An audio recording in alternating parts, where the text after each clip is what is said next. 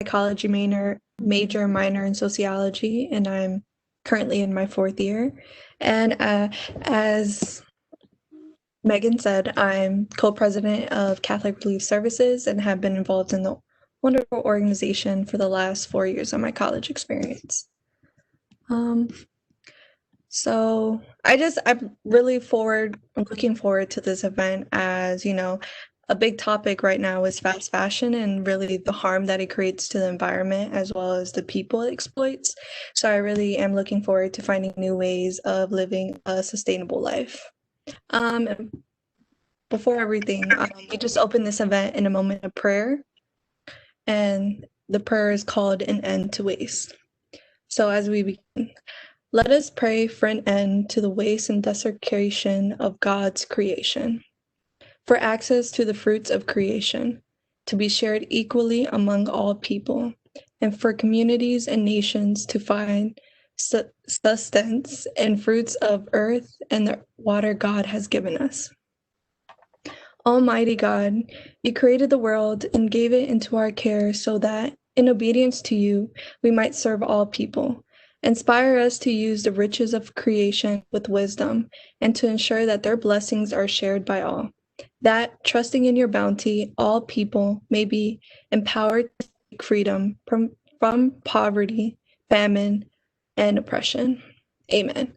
So on the behalf of CRS Ambassadors for Global Justice, thank you for joining us today for this event. You are welcomed.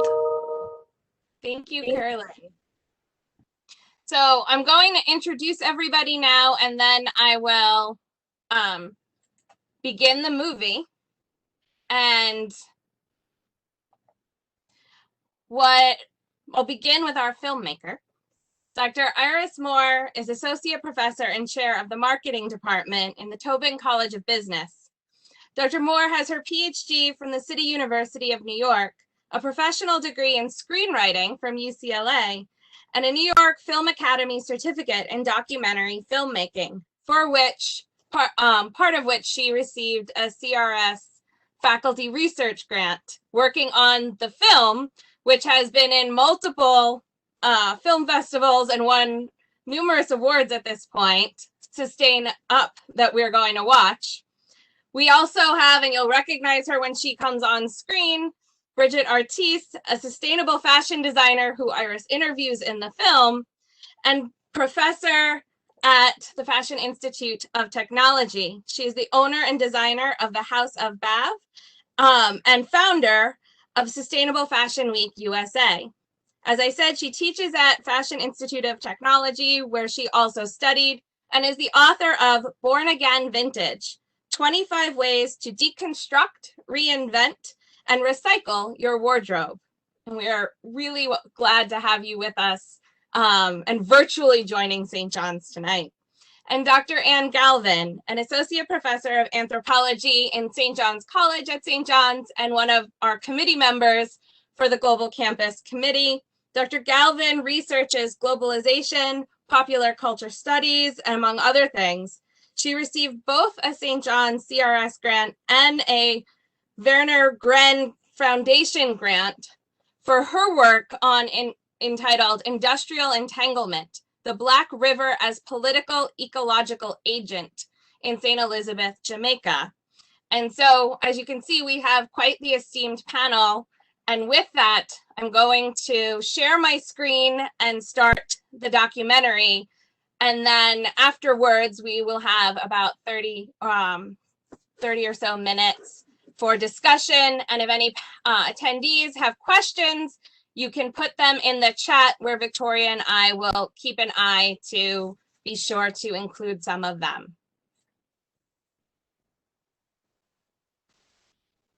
So I know that some people had an easy time, some people had a difficult time with being able to the video recording. We did everything that we could to increase the chances of it going through. And we didn't, when COVID happened, and I suspect it'll come up, COVID's impact will come up in our conversation, we didn't want to just cancel and put off for another year having this event. And so for those whose video feed wasn't as good as it could be, I am sorry for that. I hopefully you got a sense of how, and this is what I love so much about Iris's movie and why it's so wonderful as an example of the faculty research on global justice, is the way in which it is both deeply local, looking at what goes on in the New York City community and New York City fashion, and this is one of the fashion capitals of the world, as well as really pushing out and having the broader focus on what is the global impact and what does all of this mean for people that we'll never meet and we don't see, and how our actions may affect that. So to start off our conversation, and I'll be keeping an eye to see what comes through in the chat as well, I want to just start and ask Iris, you're a professor of marketing, and so how can you say a little bit about what inspired you to start filmmaking itself? And then why did you pick sustainability as the question that you wanted to focus on and look at for your first film? As an academic, we're always researching with the aim of gaining a much deeper understanding. And the truth is that documentary filmmaking is really not that different. Here too, there's an opportunity to discover new things. What I find most exciting about documentary filmmaking is that there's an opportunity to research and bring your findings to a much larger audience and potentially make a huge difference and have a tremendous impact on your viewers. Documentaries, by telling stories, also help create a culture. And in my film, A Culture of Sustainable Fashion, and with the objective that possibly with my film that culture can create change. Now, you also asked me why I picked sustainable fashion. This is an area that I do a lot of research on, and it was a topic that I felt that I just wanted to get to and have a much deeper understanding by talking to designers and really being there and in real time understanding the current situation.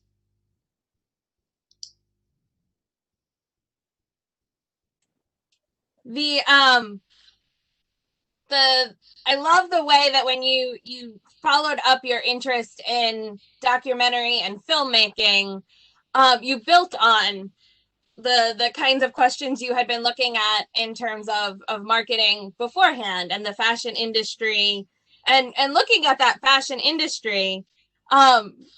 Bridgett, I wanted to ask if you could maybe share a little bit about how you became focused on sustainable fashion, and how did you get involved in it, and how you conceive of not just your own work in sustainable fashion, but is this something that the next generation that you're teaching of fashion designers are particularly interested in? What is the sustainable fashion community in New York City like? Hey, wow.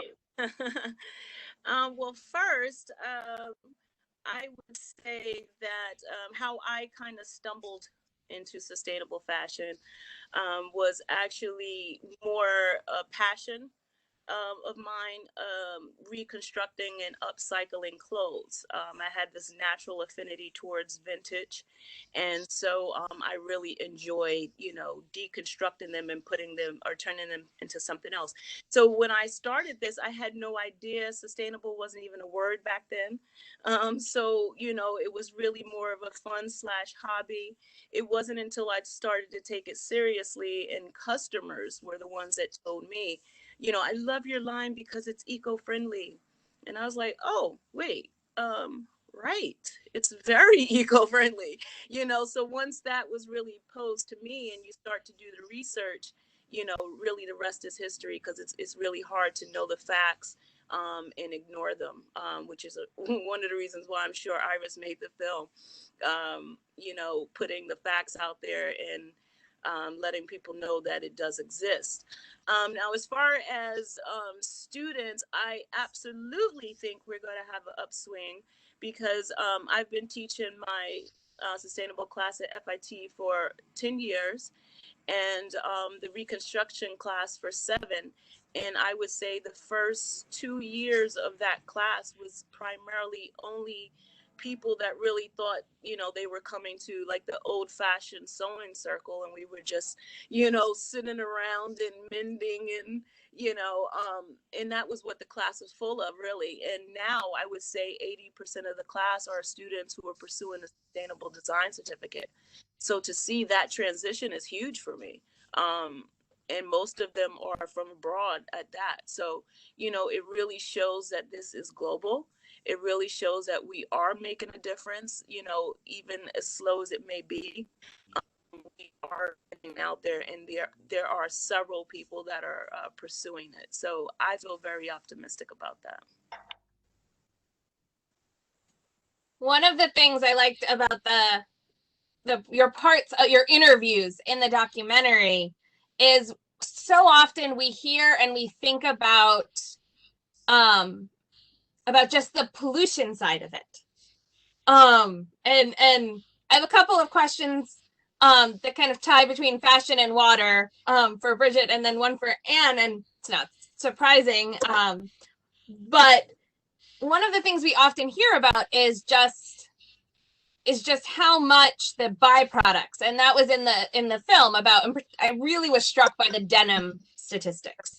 Right. And it also, that strikes me as interesting. And I'd like to hear kind of a little bit more about, I don't know, like how you approach your process and going about reconstructing and vintage, because it seems to me that the part of what you see then is it's not just about pollution in the creation. Like usually we hear about eco-friendly fashion as being, it didn't waste water in making it, or it's eco-friendly dyes and these kinds of things. But still, I've looked at the prices for water-friendly denim. They're astronomical. Right. It's not really realistic certainly not for college students. But denim's also something that is ripe for reconstructing and using and all of that. And so, especially for our students who are listening, could you say a little bit more about your own philosophy about how you think about what can be reconstructed and what, especially what types of material and what you're thinking when you look for, well, there's more here than Right. people think when they throw things away. Well, I mean, you actually set up a perfect segue for me to say my the say is upcycling. There are no rules. There's only possibilities, and that's 100% true. I mean, you can upcycle everything, and particularly denim, because denim is one of those really hitting dirty facts of fashion industry.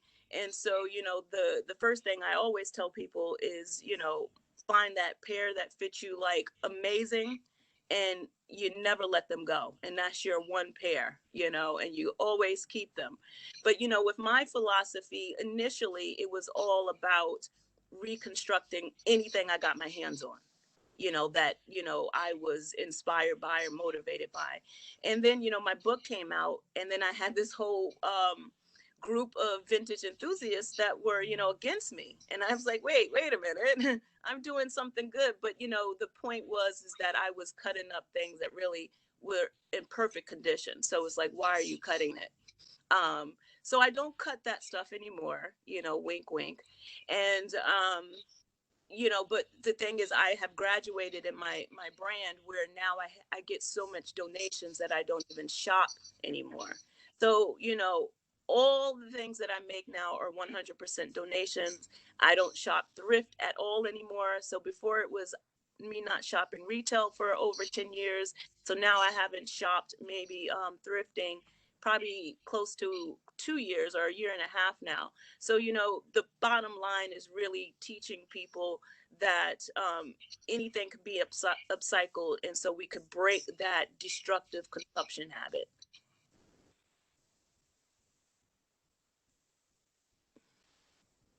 Thank you.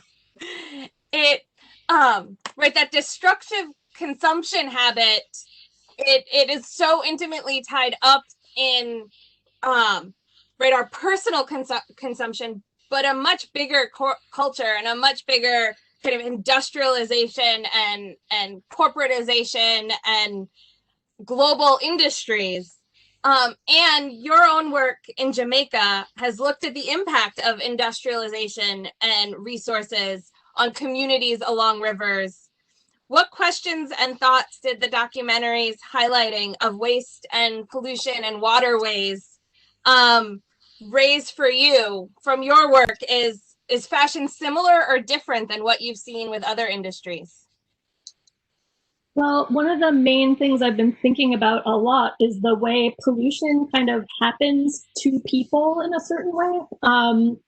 So just to highlight my meeting background here, this is actually the river that I work on in Jamaica. And it is, there's a rum distillery on top of it, which creates a lot of pollution. So thinking about pollution kind of happening to people, people live in these environments around water that they need to use for day-to-day things, bathing, sometimes fishing, making a living in really important ways. And a lot of times they don't have a lot of say in how the water is regulated. They don't have a lot of say in what gets put in there. So it made me think a lot about what kind of activism is going on in places that are really being affected by denim dye pollution, because generally the people this is happening to are in pretty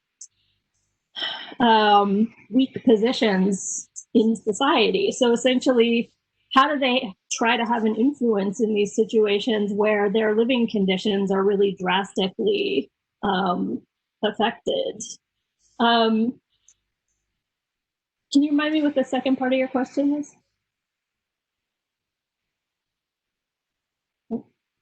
So what happens when you try and avoid feedback?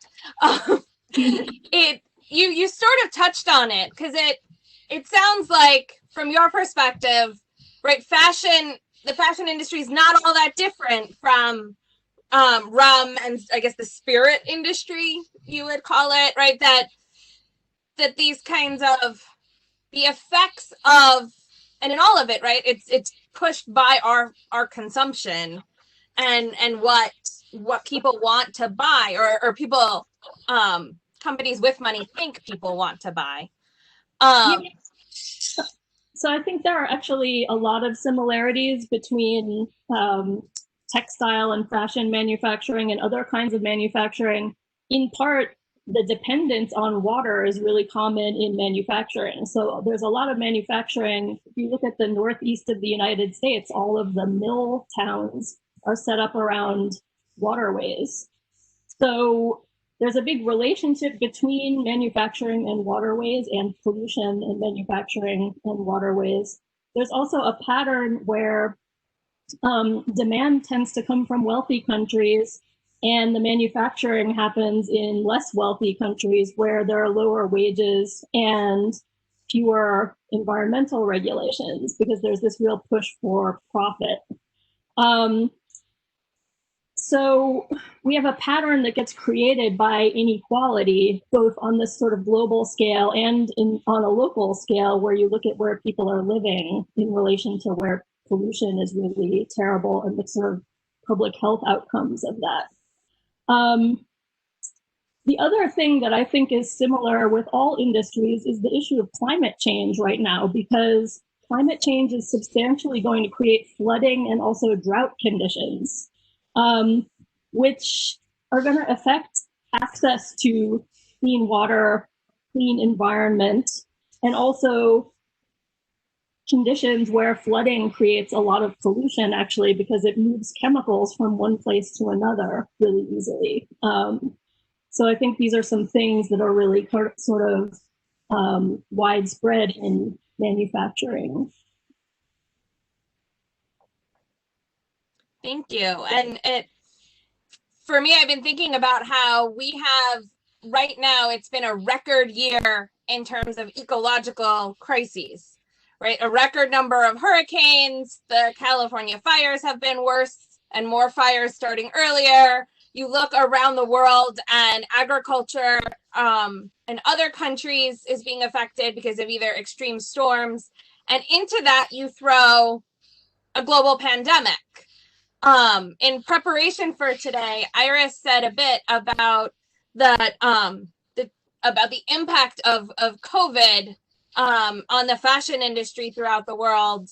And before we get to, there are some great questions from students and attendees from all over the world. We have a couple of people who've logged in. I just wanted to kind of, given the moment that we're in,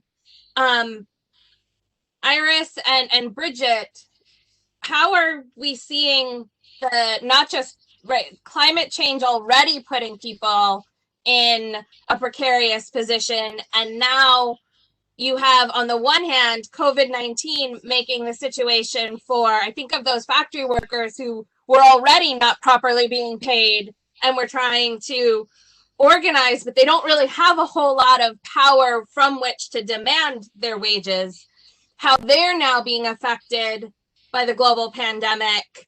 And then to Bridgett about how this is affecting the local community in New York. So I'll start with Iris and then turn to Bridgett. Well, it's very clear that the pandemic is affecting the global fashion industry. We're seeing governments shut down manufacturing plants. And also we're seeing here and worldwide, we're seeing store closures, we're seeing event cancellations because of the virus. And at the same time, we're seeing that the fashion industry is also facing challenges with consumer demand.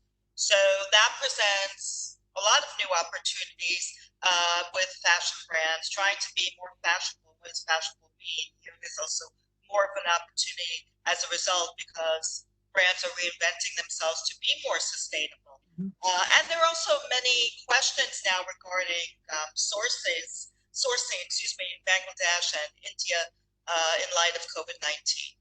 Especially if fashion groups depend on these two markets, they have to be thinking about new kinds of alternatives.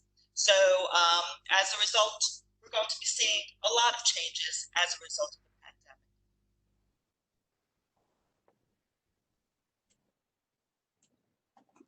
pandemic. Actually, there's been a couple of things that I see that I've seen the COVID situation.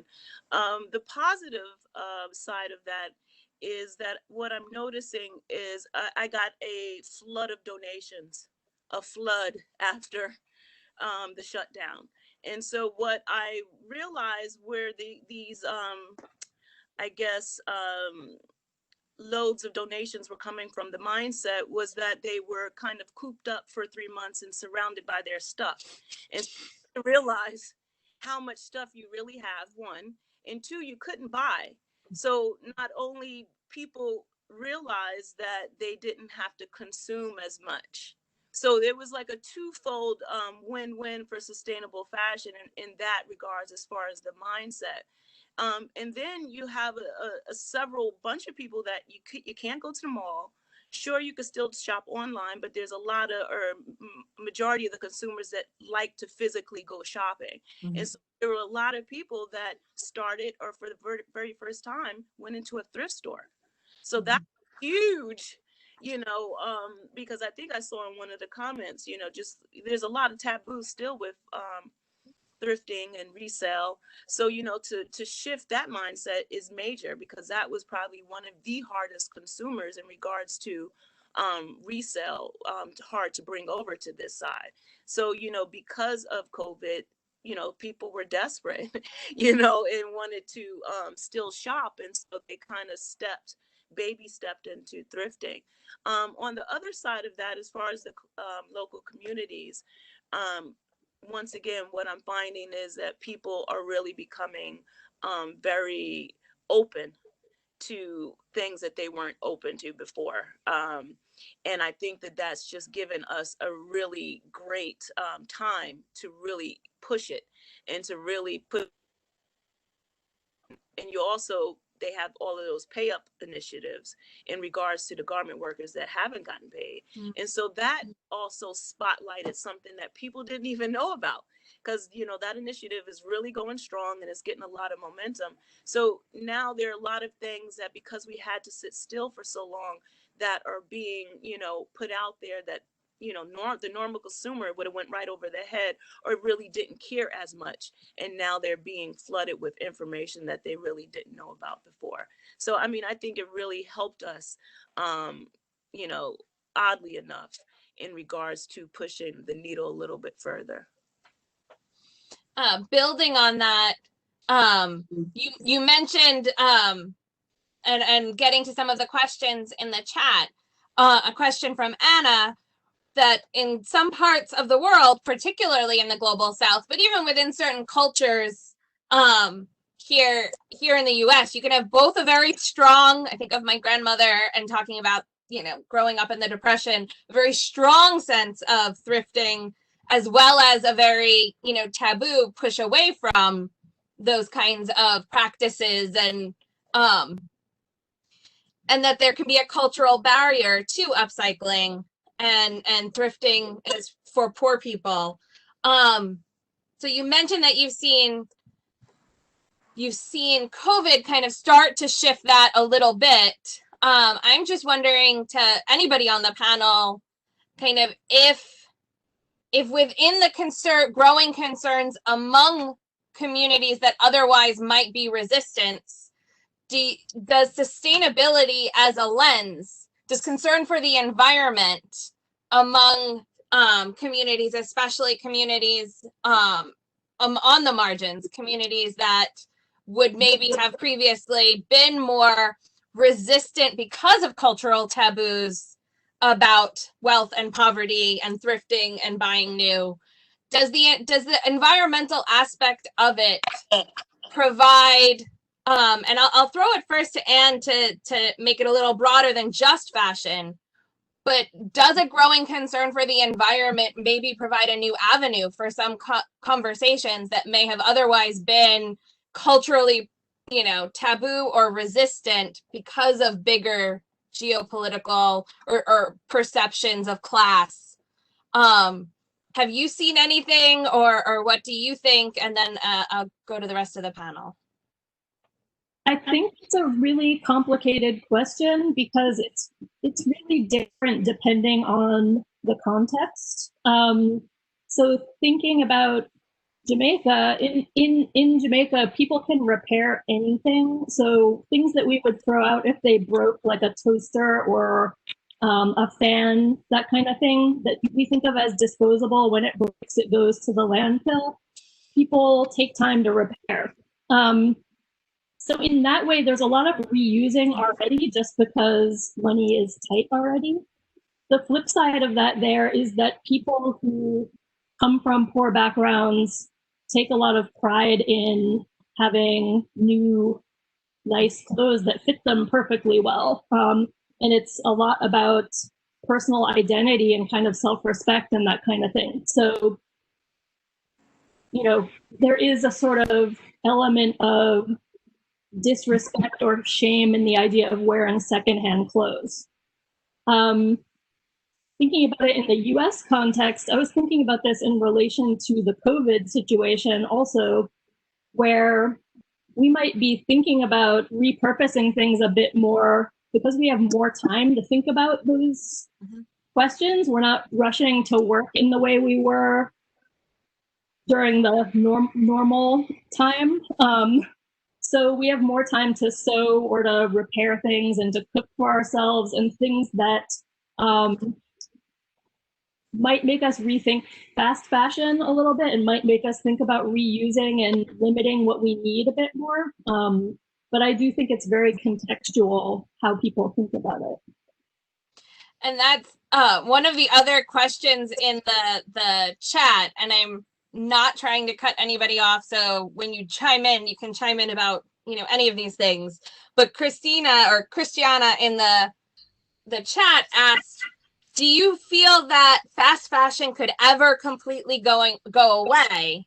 Because since the prices appeal so much to consumers, and I want to throw this first to Iris, because I'm also thinking not only the prices, but also the sheer level of the marketing.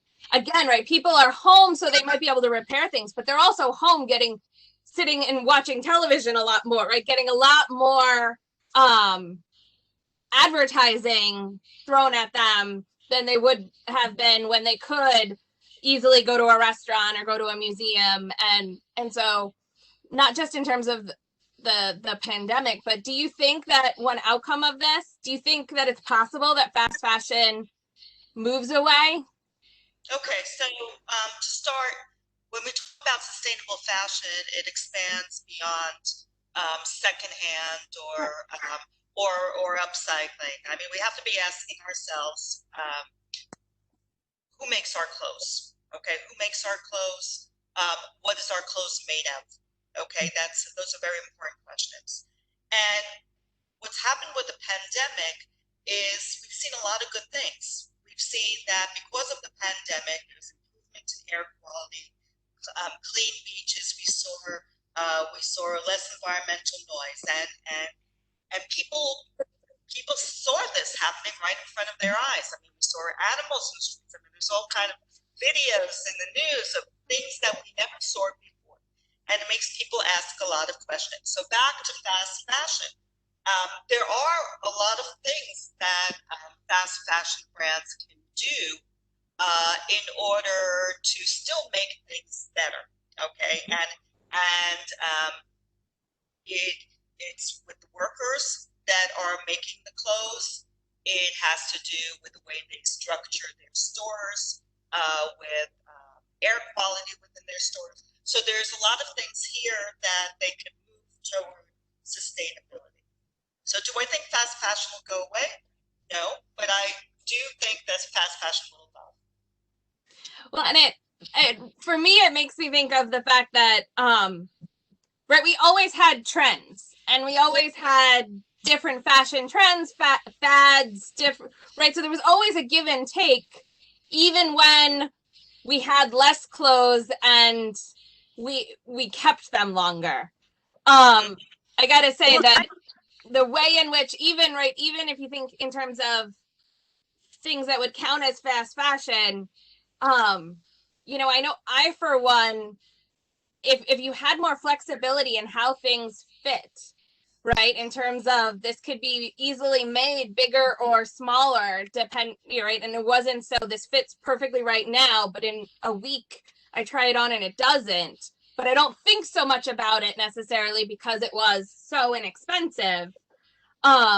People pay less attention to fit on a $2 shirt than they do on even a $20 shirt, never mind if it's a $200 dress shirt or jacket, right? As you think about how the price isn't just that, oh, I can get it versus not, in terms of, do I have money? Like Anne was talking about in the context of repairing things because you don't want to waste the money, but also in terms of how much you value how you're allocating whatever budget you do have to put for fashion. Yeah, go ahead. If I could quickly add in there, you always have to factor in and I think Tom said it best in if something is cheap, that means that no one's getting paid for making it. You know, you have to immediately think that, I mean, that someone is paying for that cheap item, period. I mean, there's no other way around it. That's the way we have to start thinking, you know. That's one. And two, I have two particular hopeful stories in regards to the questions you were talking about earlier. One, a student of mine at FIT who just premiered her upcycling collection at Sustainable Fashion Week, were all made from all of her aunts and cousins' saris. So she's from India, and she recycled all of her saris that were donated or given to her by family members. So to me, even though that's one person, that is a huge culture that will not wear, older clothing. So to me, for her to create something like this is that step forward in regards to opening the eyes to that culture. One. The other one I had, I was also a tutor for, capstone tutor for IFA Paris student who did a thesis on upcycling in South America.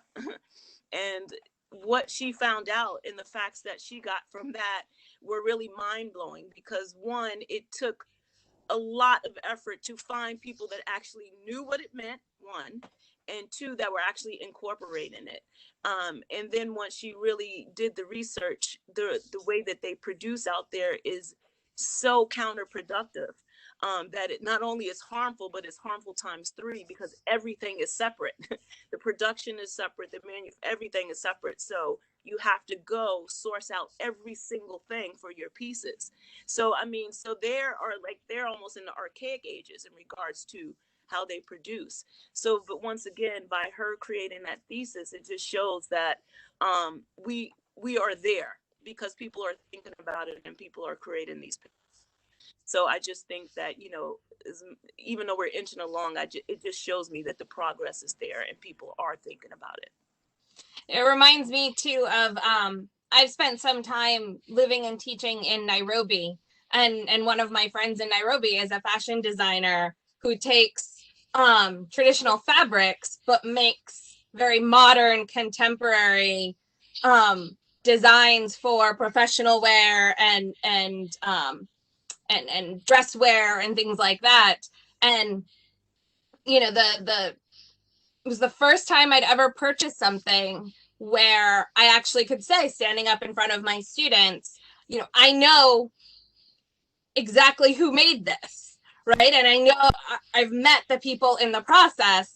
The only thing I didn't is the conditions within which the fabric itself came from Chad, actually. There, on that note, we have a couple more questions I want to make sure to get to. Michael asks, how do you think we get corporations to sign off on sustainability? I'll take that. Okay. What happened also is that there are 32 companies that signed a fashion pact with goals to move towards sustainability. And we talked about Zara and H&M, and interestingly, those two companies also signed off to embrace sustainability. So there are companies that set themselves goals with the idea of taking into considerations various elements to reduce global warming, replenish the planet's biodiversity, and also curtail the dumping of plastics into the ocean. So we're seeing movement here. So there is reason for hope. Yes. There are two questions that to Bridgett. One, Ali wants to know if, is fashion your only art medium?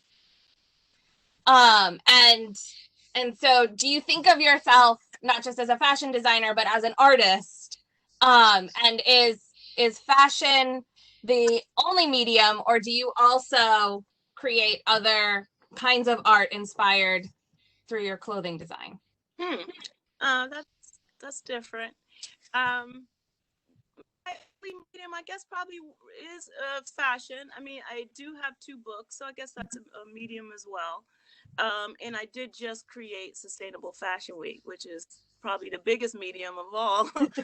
And so my purpose for the past 20 years and will continue to be is about getting the word, or the word of sustainable fashion out there to the people, like I said, the grassroots, the communities, the local communities, because what I feel with sustainable fashion, the word is confusing, kind of how you know, organic came in and swooped in, and everyone got caught up. Because I saw one of the questions, you know, do you really believe all these companies that join the sustainable initiatives? No, I don't.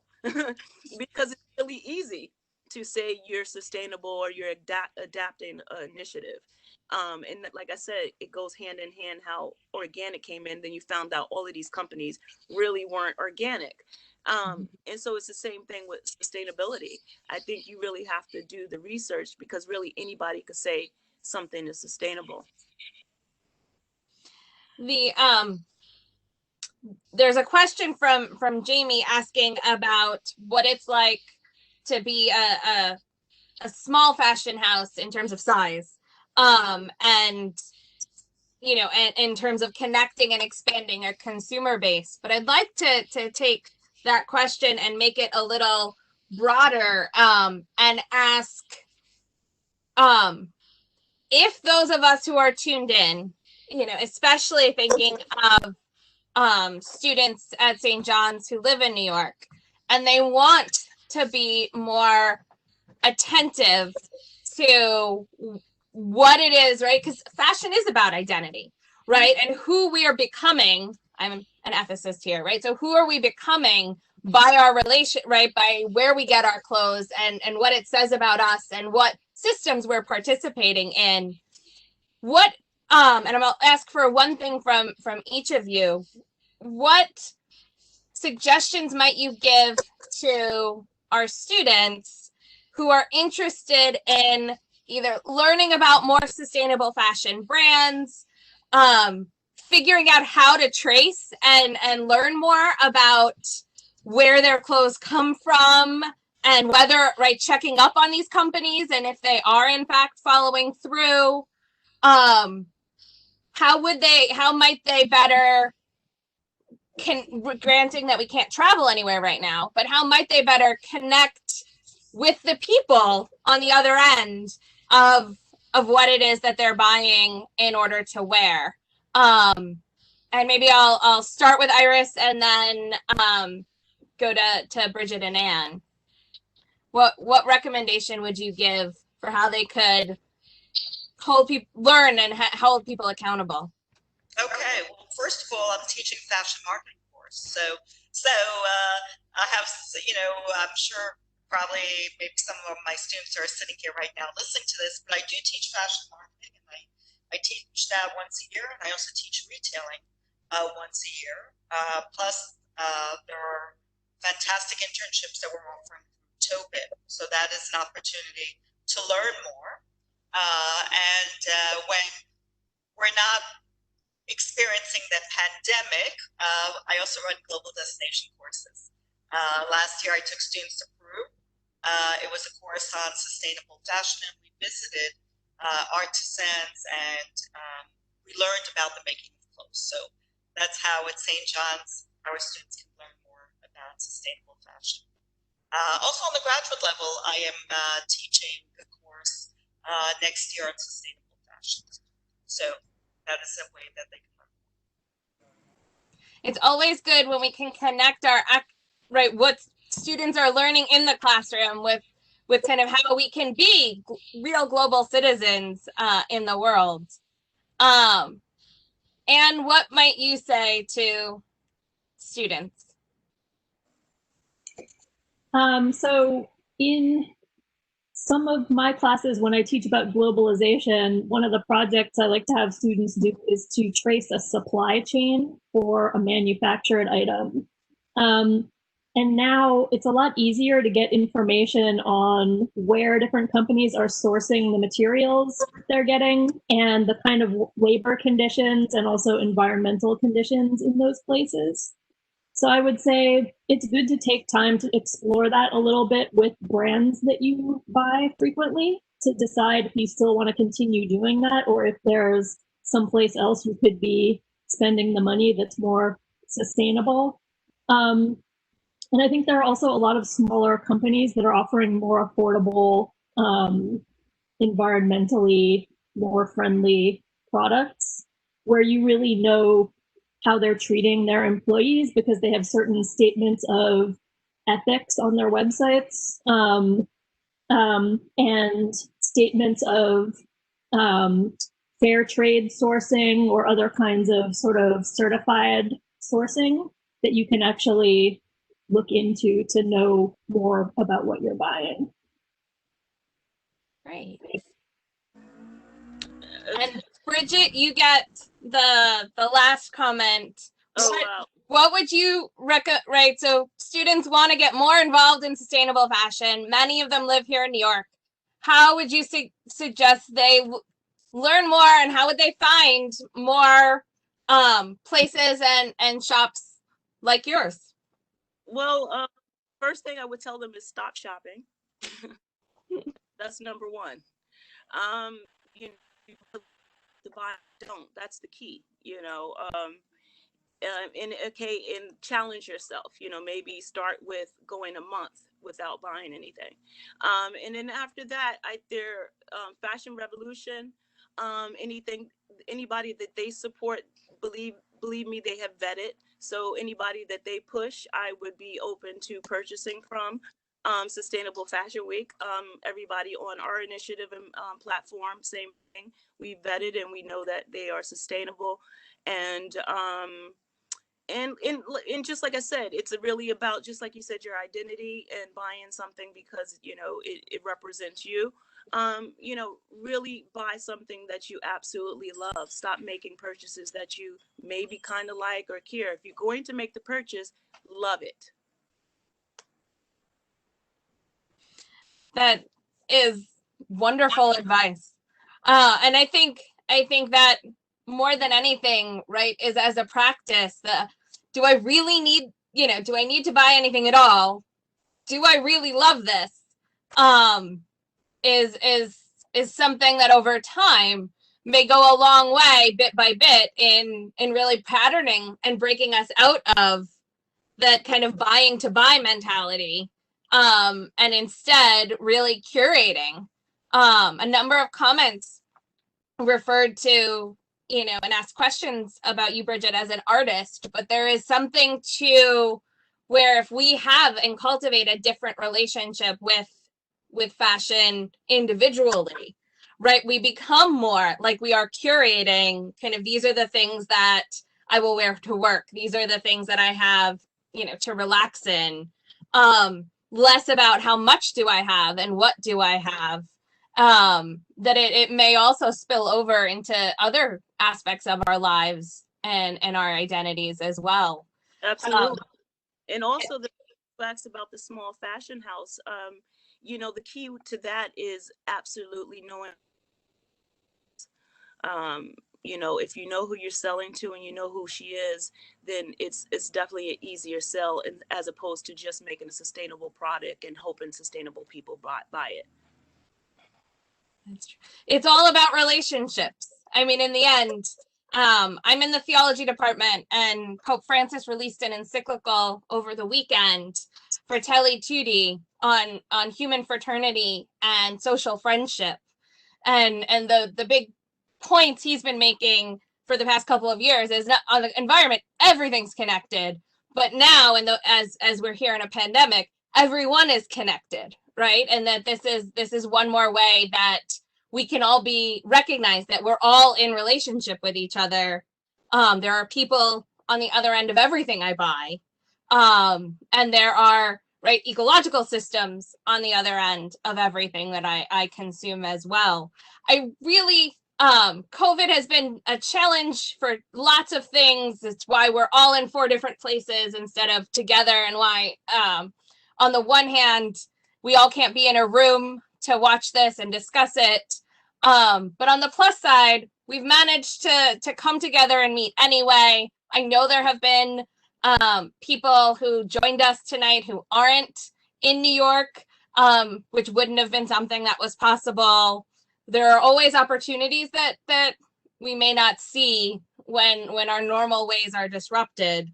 I want to thank everybody who logged in tonight. The video of our discussion will be posted on our YouTube. We're going to have another discussion on justice, solidarity, and spirituality, Catholic responses to Black Lives Matter in the United States and Africa, on October 29th. So keep a lookout for the registration link for that. And I really want to thank Iris, Bridgett, and Anne for being a wonderful panel this evening, and also for being the first panel to bear with myself and Victoria and the committee as we do our first virtual event of the year. So thank you very much, and I hope we all get to meet again in person when when COVID passes.